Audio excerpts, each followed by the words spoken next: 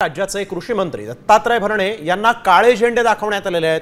ठाकरे सेनेच्या कार्यकर्त्यांना पोलिसांनी मग ताब्यात घेतले। वाशिम जिल्ह्याचा दौरा करून नांदेडकडे जात असताना त्यांना काळे झेंडे दाखवण्याचा प्रयत्न झाला। हिंगोली जिल्ह्यात शेतकऱ्यांचं नुकसान झालेलं असताना दत्ता भरणेंनी भेट दिलेली नाही, त्यामुळे शिवसैनिक संतप्त झाले आणि त्यांनी यावेळेस थेट त्यांचा ताफा अडवण्याचा प्रयत्न केला आणि काळे झेंडे दाखवलेले आहेत। संदीप नागरे आमचे प्रतिनिधी आपल्या सोबत यावेळेस फोन लाईन वरून जोडले गेले आहेत। संदीप, आपण बघतोय की यावेळेस थेट ताफा अडवण्यात आलेला आहे आणि कृषी मंत्री जे आहेत त्यांना काळे झेंडे दाखवण्यात आलेले आहेत, निषेध करण्यात आला आहे। काय अधिक माहिती? नक्कीच आपण जर पाहिलं तर हिंगोली जिल्ह्यामध्ये महापुराने प्रचंड असं नुकसान झालेलं आहे। जवळपास 7 जणांचा आतापर्यंत पुराच्या पाण्यामध्ये मृत्यू झालेला आहे।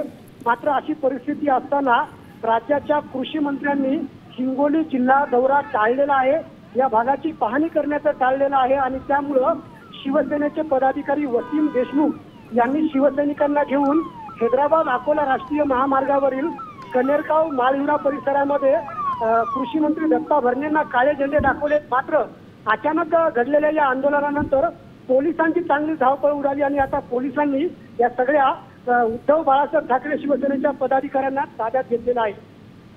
बिलकुल, धन्यवाद आपण दिलेल्या सविस्तर माहितीसाठी। तर आपण बघतो हिंगोलीमध्ये कृषी मंत्री दत्ता भरणेंना काळे झेंडे दाखवण्यात आलेले आहेत आणि यावेळेस जे शिवसैनिक होते त्यांना मग पोलिसांनी ताब्यात घेतलेला आहे।